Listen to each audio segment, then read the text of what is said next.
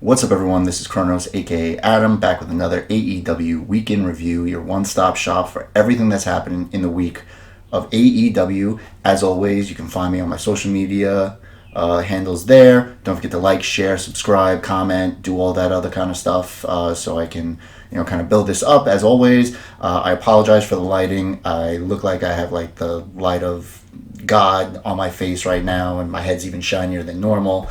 I still need to figure out this whole situation with getting my shades up and creating a studio, getting better equipment, which should be coming soon. So bear with me. We'll see how it goes. So anyway, as I said, I recap everything that happened in the week of WWE, AEW programming. I also have an AEW, now I have this, WWE show as well, so find those. I don't know why the light just changed, but I'll take it. So yeah, also I do WWE Week in Reviews. You can find that on my channel as well, and some other stuff, whatever I can think of to put on the channel. So I'm going to be going over BTE, AEW Dark, and AEW Dynamite. This week, Dark actually went back to its old format where it's over an hour long, now that the stay-at-home orders have been relaxed, where they're filming in Jacksonville. So we got several matches that time, as opposed to normally when we get usually like 1, 2, at most 3, and usually it doesn't go more than 30 minutes. There's a big Dark episode this week. And so I'm going to start off, as always, just with BTE. So let's get to the BET review. All right, so this episode was called Living in the Woods. So we start off with Matt with his kids. He's making them breakfast, and they're being pains, and he's trying to figure. They're very cute. They obviously are stars of BTE for many episodes now, and they're very coachable when it comes to acting, which is very cute. So he says he's going to make them toast. He goes to to make them toast. He pulls the toast out of the toaster, and sure enough, there's a certain 3 letters that are on each piece of toast. As always, if you've been kind of living under a rock and you don't want to hear it, spoiler alert for the next 5 seconds, it's FTR. Obviously, the Revival, Revolt, whatever you want to call them. We're getting more indication that they will be in AEW once their non-compete lets up, but we'll find out and see. So then we get a cut to the BTE compound. Obviously, the Young Bucks are there. They said they miss being on the road, but they've missed so much time with their families that this is, for a change, they've actually got a lot of time to spend with them. They're mad the inner circle keeps standing tall, though, while, during their absence. Nick wants to be back, but now he says he's only 60%. And Matt says he's going to play the big brother card because he doesn't want him to get hurt any further. And so they decide to go play tennis. We then get a shot of Brandon Cutler. He's practicing his kicking out for the kick out challenge when he gets a call from Peter Avalon, the librarian. Obviously, they've had this rivalry between them since they both haven't won a match, and Peter Avalon loves to kind of rib Brandon Cutler, even though he never wins himself. So Cutler says that he has to nominate somebody, so he nominates Avalon, and then Peter says, all right, whatever, I'm going to powder out. And then we get a Matt Hardy explanation of what the term powder out is with broken brilliance. Essentially, it's taking a timeout if you're a bad guy because you're a chicken shit heel and you want to get away, or if you're not a chicken shit heel, you want to use it as a moment to kind of catch your breath or come up with a new strategy in your match. So that's what powdering out means. We then get a Christopher Daniels PSA on how to make a mask. Obviously, they're acknowledging what's going on in the world and, doing what they can to kind of help out anybody if they haven't heard of this method of making a mask, on your own with a bandana and hair ties or using a cutout of a shirt. So that's that. Hangman, we know from last week, said he's not doing enough to protect himself, so he packs up. It says he's going to get drunk and live in the woods. Basically, packing up is mostly just liquor. And then we get kind of like the Dynamite opening with all the fireworks and the colors and whatnot, but it's actually just him just walking in the woods. So he goes out there. He says, it's so quiet and peaceful he can say anything he wants, like boobs, or that he's afraid he won't reach his goals and be a disappointment to his friends and his family, which obviously is kind of telling of how he really thinks. He ends up killing a squirrel. We don't know. And he says he eats it, but it tastes gross. And then he says, that he's not alone really in the words. He says he saw R.J. Barrett, which is kind of funny reference that R.J. Barrett was the one that he called out. And then he heard Post Malone singing in the woods. So then we get back to Peter Avalon. He's leaving his house, and he's approached by an announcer, a ref, and Neighbor Steve, who is a woman, but called Neighbor Steve. They then tell him that he's going to be part of the kick-out challenge. So he starts kicking out of everything that Neighbor Steve, any pinning combinations Neighbor Steve puts him in. And then, after he does several of those, he says he's done, shakes the hands, but then Neighbor Steve rolls him up for the pin, and he ends up getting kicked out of his own driveway. So he is not able to completely kick out of everything in the kick-out challenge. We then get SCU playing this weird quarters game. Basically, just it's Kazarian and Scorpio Sky playing it. Daniels eventually wants to join, but apparently he's not allowed. And then they cut to Daniels being confronted by Arthur, which I don't know if you know Trevor and Arthur from the BTE. It's basically just kind of disembodied hands, usually voiced by Kazarian and Daniels. And Arthur, who is Kazarian, is usually really the obnoxious one and curses a lot. And, he's Daniels is confronted by him, and he says he's not happy that he was excluded. I don't know if this is kind of a callback to the fact that they were kind of excluding him when there was a thought that he was the Exalted One before Brody Lee was revealed. I don't know what they're going to do with that. We then get a quick shot of Justin Roberts. He now has a man bun. I guess he hasn't cut his hair since everything. We then go to Private Party, which is this long ongoing storyline. We get a previously recap. Quinn wakes up, from the last time when he hit his head. He was attacked and hit his head on the brick. And he has the same vision that Cassidy had about the bear montage of them, the bear attacking him. And he says he knows who attacked them. And then Cassidy is on the phone saying he knows too. So I don't know if they were on the phone with each other or somebody else. That was really annoying notification for somebody that I don't even speak to. So then we get Hangman back in the woods, and he seems to be the one that ordered the hit on Private Party. He's on the phone with somebody and thanking them for doing that. It could be because they cut him off several times when he's at the bar and he hasn't paid his tab. I don't know. We then get Marco Stunt at home. He gets a package with a treasure map in a White Claw can, and it says it leads to JE, and it takes him a couple seconds to figure out Jurassic Express. So he gets dressed and he goes into the woods, and he finally reaches apparently the X on the map, and he's happy he made it. He starts celebrating, and then we get kind of like an outside shot from somebody who's looking through a window watching him, and they're like, I don't know what they're doing. Why is he so happy? We don't know. I couldn't really tell who the voice was. I don't know if it's somebody that we know or whatever. But we get a to be continued. We cut back to the BTE compound. Matt, as usual, likes to talk about his bona fides, like when he was the best basketball player in Rancho Cucamonga. Says that he was a great tennis player, but for some reason decides to play 2-on-1. So it's Malachi and Nick versus Matt, and they just destroy him. Matt ends up running into the fence after a ball, and is bloodied up. He's showing some color, which that's the inside reference or term that they use for when there's bloody. When there's someone that gets bloody. So Nick and Malachi, they kind of feel bad and they let him win. And then Matt passes out from blood loss while he's on the court. We then get Alex Marvez coming into the locker room to praise Kenny from the last street fight match, that was on Dynamite. Kenny asks if he looked like a street fighter, and Alex can't say that. They look like a street fighter. He says that he's friends. He's always liked him, but Kenny kicks him out because he doesn't like what he has to say. He then calls in Chucky T, uses Chucky's shoot name Dust as in Dustin. Apparently they tagged back in the day. They call themselves Men of Moral Fiber. I'm assuming that was their tag name. Chuck says Kenny looked like it was his first fight, and then Kenny kicks him out. Saying, oh, well, that's why I left you. Chris Harrington, who is a VP of AEW, I've only seen him around. I didn't know really who he was or what his title was, but obviously he's the next to come in. Kenny calls him the ultimate yes man and a pussy bitch. And then Chris agrees Kenny looked like he was never in a fight before. And then Chris gets in his face. And Kenny actually starts to back down. He's like, "Oh, I'm sorry." And then Colt Cabana tries to walk in and say that he looked great, but then Kenny, obviously, because of his long-standing BTE feud with Colt, screams at Colt and chases after him, and then that's the end of the episode. So that is BTE, Living in the Woods, for this past week. We then get to AEW Dark, and as I said, that AEW Dark is now, in the new format where they can do a full hour-long and several matches within the episode. So we get Excalibur and Taz on commentary. There's no visible tension from BTE last week. When Taz was pissed off at Kenny, thinking that he's jealous of him and that he owes him money.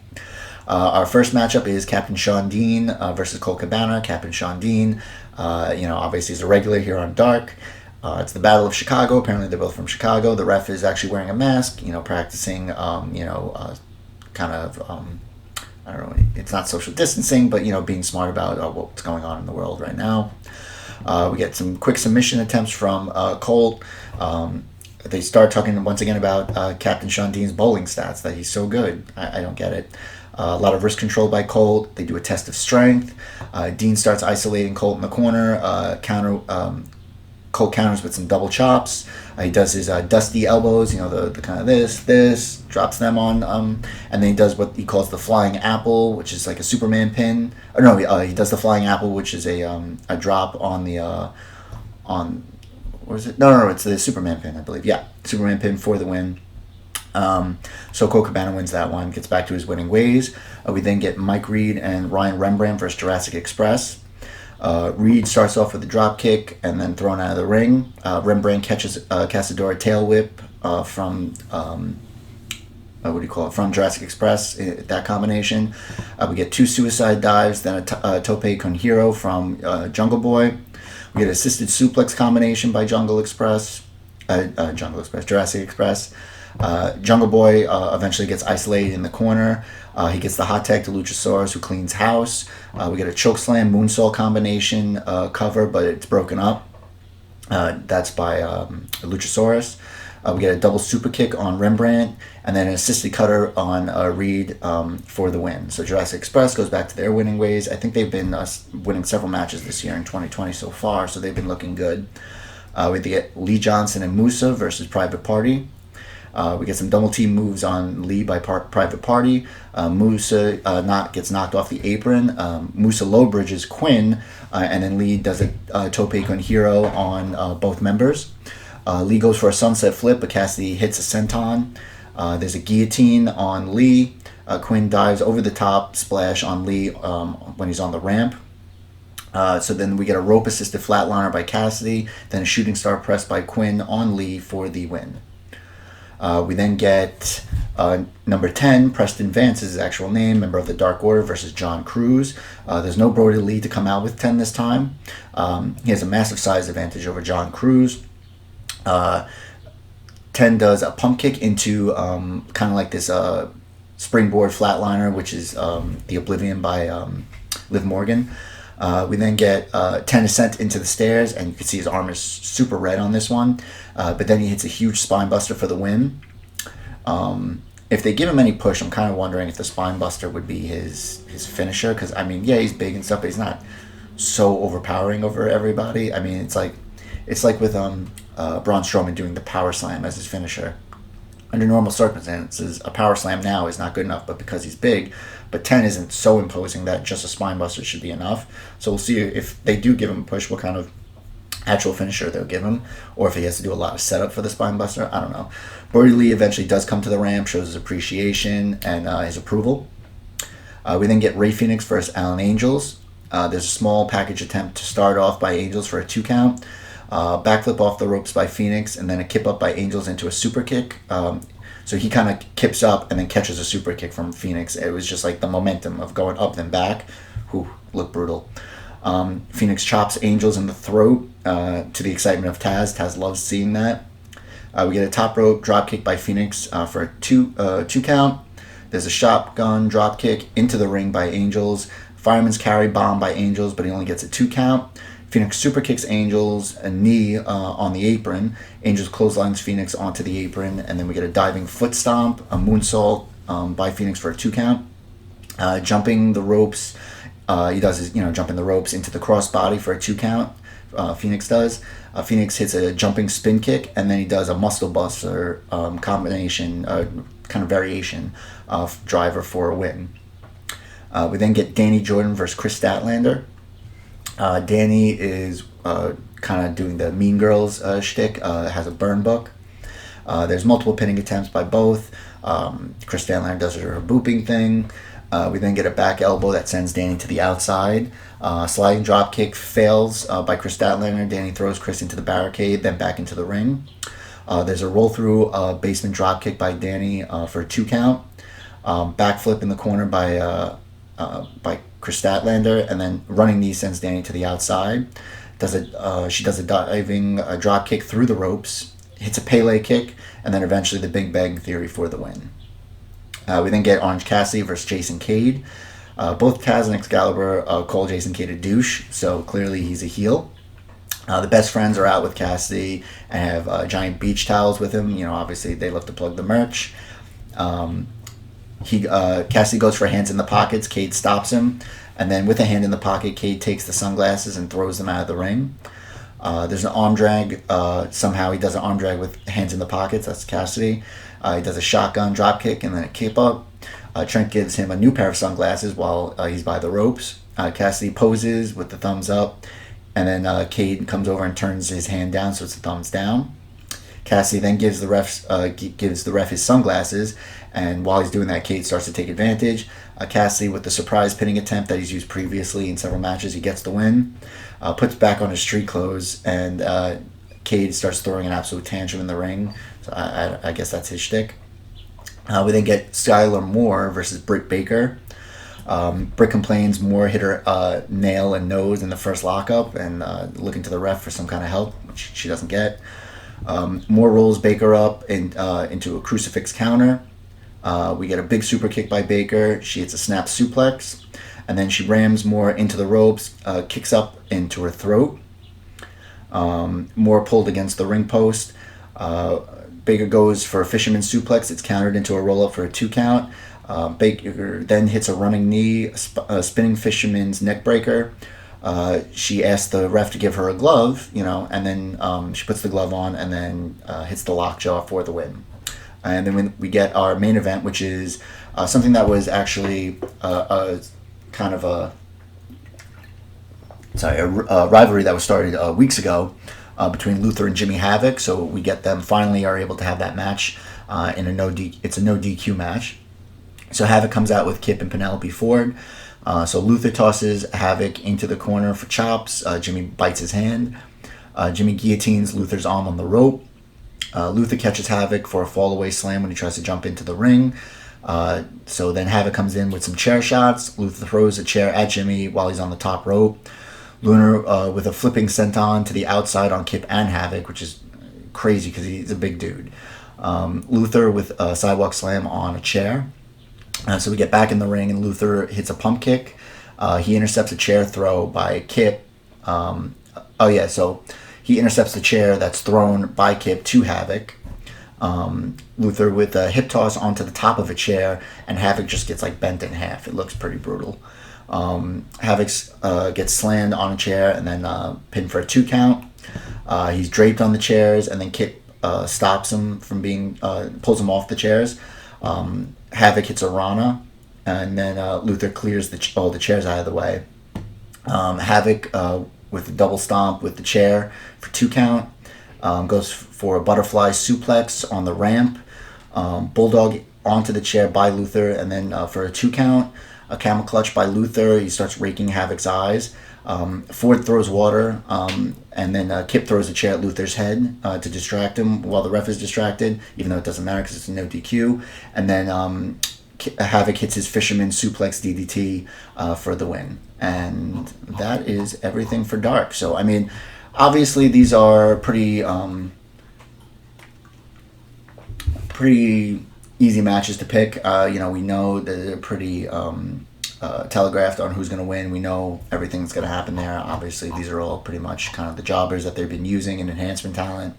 But still, I'm assuming that this is kind of their experiment to their next show. So they're going to start. I'm sure they're going to start to bring more people on there because we've seen some really banger matches early on Dark. I feel like now, because there's limited There is the limited talent pool, obviously, and because of everything that's going on, they want to limit the exposure of all the wrestlers. So having only the guys that are kind of the enhancement talent on Dark, as opposed to everyone on Dynamite and vice versa. I think it's smart. Eventually, as things start to get a little better, I'm sure we'll see even more matches on Dark that will be less predictable. So, and then finally, AEW Dark, the flagship show. We start out with Lance Archer and Jake Roberts coming out to the ring for a promo. As they do that, they throw Sean Dean, who's dressed as a production assistant, through the tunnel onto the ramp into the ring. Just kind of beats him up. That's kind of Lance Archer's shtick now. So Jake says he'll apologize to Brandy when she kisses his ass. The ring is their book and they're the authors. It gets a little misogynistic, that a woman's role is wiping babies' butts and in the kitchen, stuff like that. It's Jake Roberts, so, whatever. Let him do what he wants. Then they hear revving in the distance, and then it turns out that Cody is in his truck, kind of dressed up. There's a GoPro camera, in the truck, focusing on him. But he's in, a suit with his hands taped for a fight. But the thing that I thought was a little corny is he's revving the truck, and then he drives it all of 10 feet and hits one barricade, but doesn't even knock it over. It was a little cheesy. So he gets out, and then him and Lance Archer are brawling, from that point all the way into the ring. Cody tries to choke him with his own hair, and then eventually Lance tries to go for the blackout. Cody gets out of it, but Jake grabs Lance, and then they leave. We then get this narrated segment video package for the tag team division and where the current status of it, which is pretty cool. Kind of get an idea of everything on all the teams and some that maybe are on their way. Wink, wink. So then we get our first match of the evening. It's Jurassic Express with Marco Stunt and Best Friends with Orange Cassidy. So it's just Jurassic Express and Best Friends. Marco Stunt and Orange Cassidy are just there as their third guy, just hanging out. So Jungle Boy and Chuck are back and forth to start. Trent and Lucha get tagged in. Luchasaurus shows off his power, chops Trent to the ground. Lucha with a spin kick for a 2 count. Trent eventually catches Jungle Boy bouncing off the ropes with a side suplex. Best Friends go for assisted superplex, but Jungle Boy drop kicks Trent off Chuck's shoulders. Jungle Boy hits a jawbreaker on Chuck, and then Luchasaurus hits a tail whip kick on him, and then an assisted flatliner. Trent goes for a suicide dive, but Luchasaurus catches him, but eventually gets double suplexed by the Best Friends. They go for their patented hug because you got to give the people what they want. And then as they do that, Jungle Boy comes over the top of the tope con hero, takes them both out. We then get Trent with a spear on Luchasaurus. Jungle Boy and Chuck start trading blows. Trent with a knee on Jungle Boy, then catches a question mark kick from Luchasaurus. Hits a swinging DDT on Luchasaurus, that's Trent. Then Orange Cassidy stands up on the ramp trying to, kind of pump them up and motivate them, and then all of a sudden, out of nowhere, Rey Fenix comes with a kick across his face and looks like he just took Orange Cassidy's head off, just broke his jaw. It was crazy. But while that's going on, MJF sneaks in and rams Jungle Boy's head into the ring post, obviously because he's not happy the fact that they have a match on Double or Nothing. And then Chuck hits Jungle Boy with an awful waffle. Also looks just a brutal move, but they get the win. And then we get Wardlow tossing Marco Stunt into the barricade like he's a freaking ragdoll. That was just, that was rough. And then Luchasaurus obviously comes to his aid, but I think that would be a pretty nice matchup between Luchasaurus and Wardlow, two just big horses going at it. We then cut to Alex Marvez outside the arena when Moxley arrives. He doesn't even want to talk to anyone, just pushes everybody away. And then Alex Marvez says that he's never seen him like that before, which is ridiculous. It's Moxley, of course. We've seen him worse than that. We then get a 4-way women's match. Penelope Ford comes out with her fiance Kip Sabian, Sheeta, Britt Baker, and Chris Statlander. So to start, Ford and Statlander kind of pair up fighting, and Britt and Sheeta start off fighting. Britt stomps Sheeta's face, kind of as a payback for the broken nose she got last week. She goes for kind of the teeth on the ropes thing, but Statlander breaks it up. and then grabs Britt Baker, and Britt Baker tries to do the boop to try and like sell like, hey, we're friends, but ends up catching a double backbreaker with Chris Statlander and Sheeta. Britt hits a sling blade on Sheeta, goes for the lockjaw, but Chris grabs her by the face. Penelope Ford kicks Britt, which turns into a DDT while she's on top of Chris Statlander's shoulders. So we get Ford on Chris's shoulders and gets an Alabama slam for a 2 count. Sheeta goes for a superplex on Britt, and then Chris Statlander kind of goes under her for the powerbomb assist. Grabs from the other side. She grabs Ford from the other side, the other turnbuckle, and then slams her on top of Britt. She goes for a Big Bang Theory attempt on Sheeta, but gets super kicked in the back of the head by Britt Baker. Britt Baker then hits a Canadian Destroyer on Chris Statlander. We get a handspring cutter by Ford on Britt for a 2 count. Ford does her bridge to evade a hit by Sheeta, and then gives Sheeta a cutter. There's Britt Baker hits a swinging net breaker on Ford, and then Chris Statlander hits a kind of like a modified Michinoku driver on Britt Baker, but only gets a 2 count. Sheeta suplexes Ford into Chris Statlander, who's down in the corner. We get a missile drop kick by Ford on Sheeta for a 2 count. And then Kip Sabian goes to grab Sheeta. Sheeta avoids the hit as Ford comes in, and they end up just kissing. Then Sheeta hits Ford into Kip, so Kip goes to the ground. Sheeta hits a Falcon Arrow on Ford, but Chris Statlander breaks up the count. Then Ford gets on top of Chris Statlander's shoulders and hits a Poison Rana. I mean, it wasn't a clean Poison Rana, but Chris Statlander just looks like she almost broke her neck several times during this match. It got a little sloppy at points, but it was still a good match. Sheeta drops Ford off her shoulders into a backbreaker. Then we cut to Britt Baker is doing the lockjaw with a glove on Chris Statlander on the outside of the ring. Sheeta hits that running knee on Ford and gets the win. So Sheeta maintains her number 1 contender status. We'll get a little more on that a little later on. We then get a Pineapple Pete promo. Says he's been called Suge D for 15 years, and that obviously it's all changed now, but he's doing well. He's enjoying himself, sipping a drink out of a pineapple, and he's ready for Chris Jericho tonight. We then get Nyla Rose versus Sheeta for the Women's Championship, confirmed for Double or Nothing. We then get tag team match. Santana and Ortiz, Pride and Powerful versus Kenny Omega and Matt Hardy. This was as kind of like from last week because Santana and Ortiz interfered in the street fight match, which allowed the Inner Circle to gain the victory. So Kenny is attacked first when he comes out while he's still on the ramp.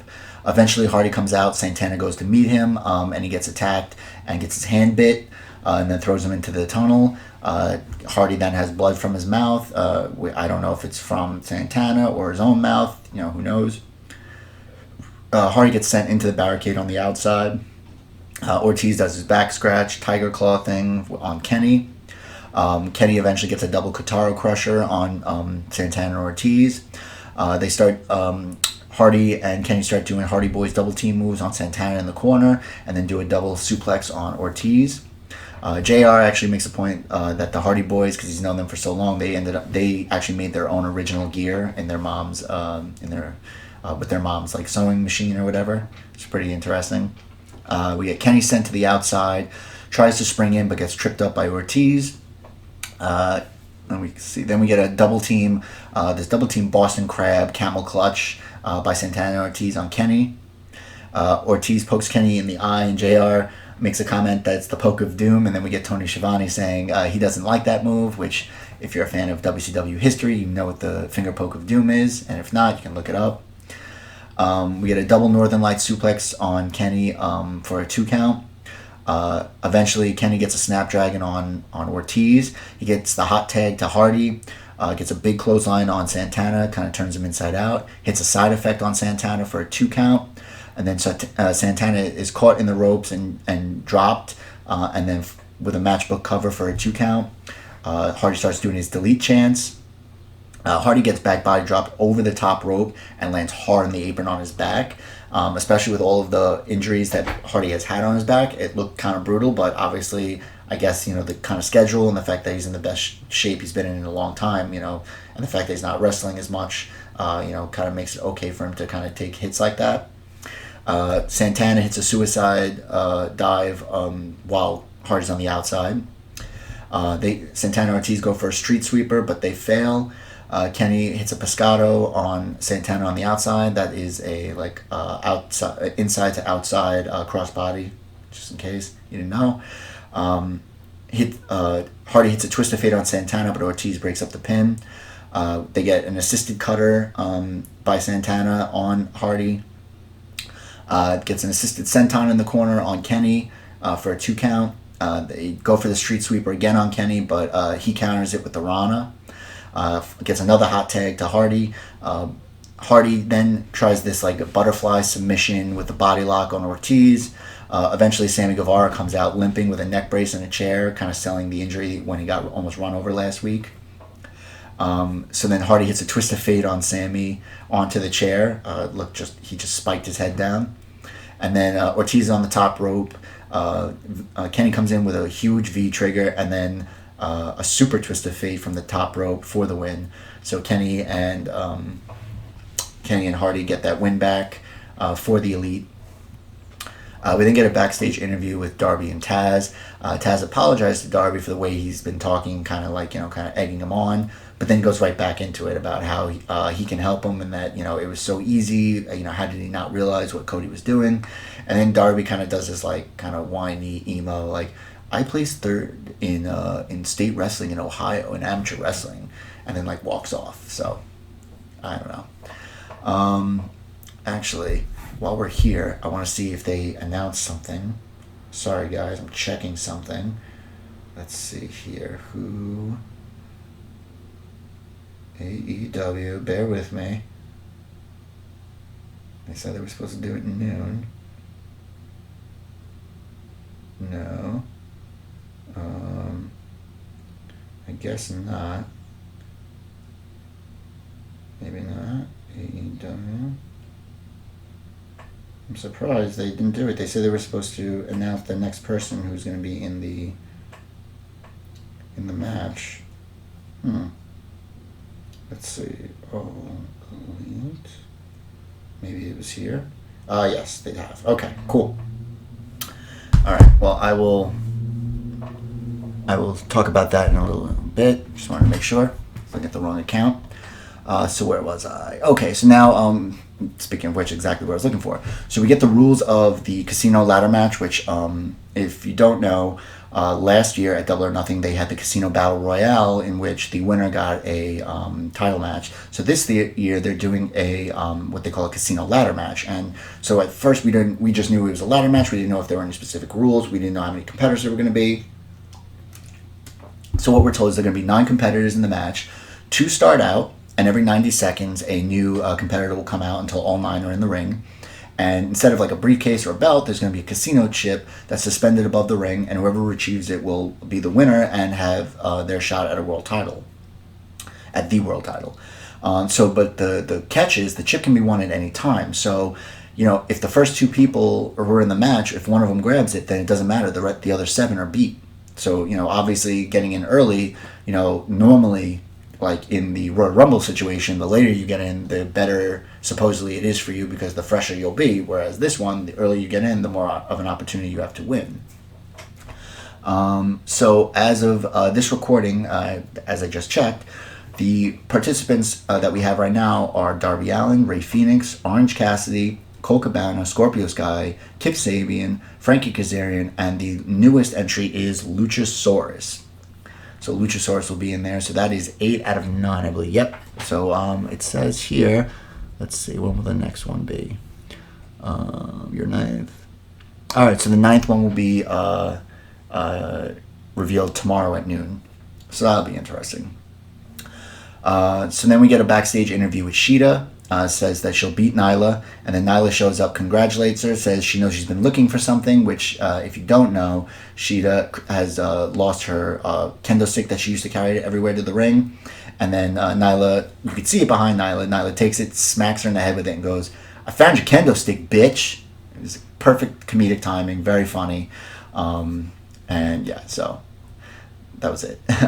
We then get MJF versus Lee Johnson. MJF's first ring action for several months now. So he takes control early. They go to the outside. He powerbombs Lee on the apron.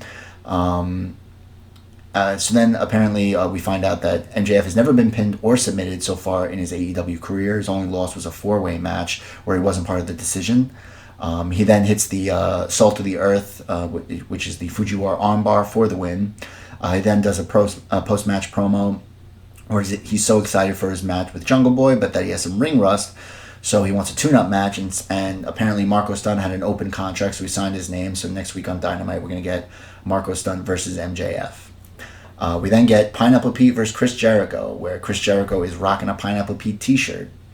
Pineapple Pete starts hot, but catches a quick Judas effect, and Jericho wins. So that's pretty much it. He says now that the threat of Pineapple Pete has been vanquished, he goes into his post-match promo.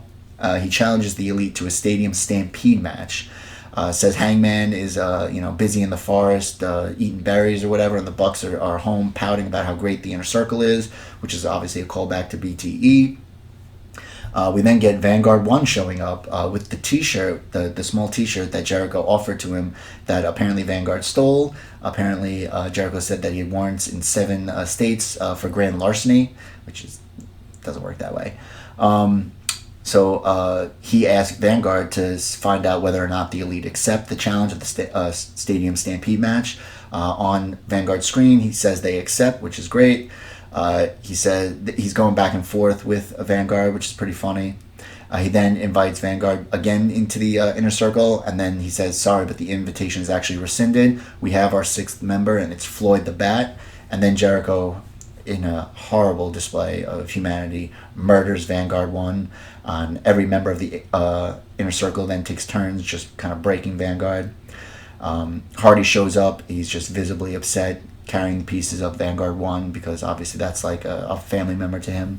So R.I.P. Vanguard 1. Hopefully, we get maybe Vanguard 2 or he gets repaired or something. Who knows? We're then told that Nyla versus Shida at Double or Nothing is actually going to be a no DQ, no count out match, which would be interesting to see what happens. Kind of that way, if Nyla does win, Shida can still look strong. We then get a recap of the Moxley and Brody Lee segment from last week when Brody Lee took the title. As I've said, I really enjoy when they do this. They give us the rundown for next week's Dynamite, which would technically be the go-home show for Double or Nothing. We get MJF versus Marco Stunt. We're going to get a face-to-face interview with Jake the Snake and Arn Anderson. Ray Phoenix versus Orange Cassidy, Moxley versus 10, and then Sammy Guevara versus Matt Hardy. So it looks to be a pretty stacked card. And then obviously I'm sure we'll get the return of members of the Elite finally, and a couple of things going there. And then we're told, big announcement, Mike Tyson will actually be at Double or Nothing to present the TNT Championship belt, which is actually, a huge get. Obviously, it's a callback to WrestleMania 15... 14, I forget which one, when it's when he joined DX, and then he actually was Cold Stone when he actually was in Stone Cold's corner. I'm just curious who he's going to punch out, especially now because he's been looking really good. I don't know if you've seen these videos on social media of him back in training. He looks like a beast. He looks like he would probably knock most people out in boxing right now. We then get our main event, which is Brody Lee versus Christopher Daniels. Brody still has the belt, and he wants to be known as the self-proclaimed AEW World Champion. So he takes control early on Daniels. He's attacking Daniels on the outside now, and he does stare down to the members of SCU who are in the crowd, watching on. We're told everyone at ringside actually has been tested for the coronavirus, and that when they have a yellow wristband, that means that they've tested negative and they're cleared to be at ringside. So obviously they're really taking it seriously and doing as much as they can to be safe while at the same time trying to, put on entertainment, which I really appreciate. All right. So then Daniels with a tope suicida, and then hits an Arabian moonsault from on the outside Doesn't botch this one because there was that storyline with him and Pentagon where he couldn't do the Arabian moonsault, and it looked pretty bad. So Brody gets a big boot back when they're back in the ring. He goes back out to start staring at SCU. He hits a black hole slam on Daniels for a 2 count. He then does a senton from the outside to the inside. And he goes for a back body drop, but Daniels counters with a DDT. Daniels gets some offense and then hits a Rana on Brody Lee. Ten comes onto the apron to distract, but SCU comes out of the stands to take him out. Brody tries to use a chair, but Daniels counters and hits Brody with the chair, and then puts him in a Kochi clutch. And this is while the ref is distracted with what's going on the outside. Then the Dark Order starts to come into the ring, but SCU and Colt Cabana come in and fights them off. And since no one actually touched Brody Lee or Daniels, the ref decides not to stop the match and keep it going.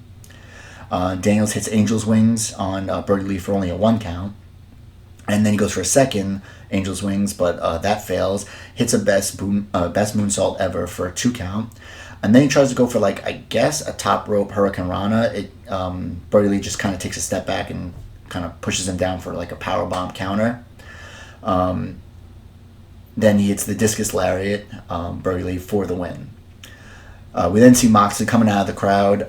He attacks the Dark Order minions, just starts beating everybody up. Then Brody Lee throws one of them at him, and then him and Ten run off with the belt.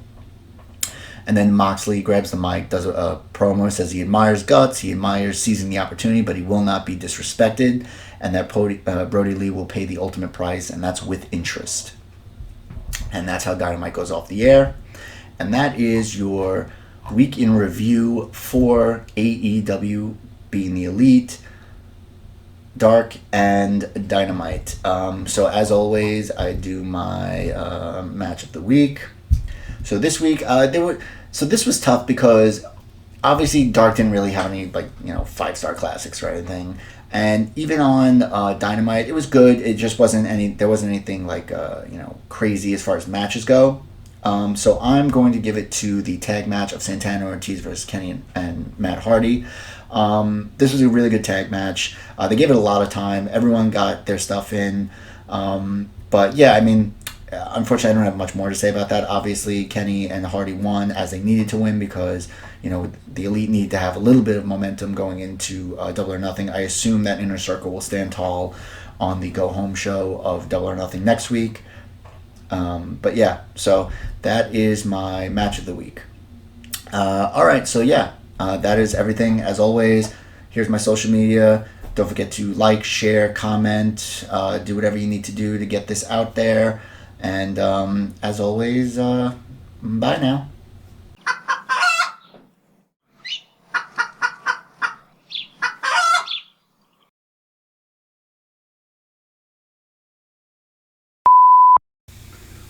Ooh, yeah. Jake Roberts. Brandy's gonna make what Miss Elizabeth did to you in the 90s look like a massage. Ooh, yeah. Did it!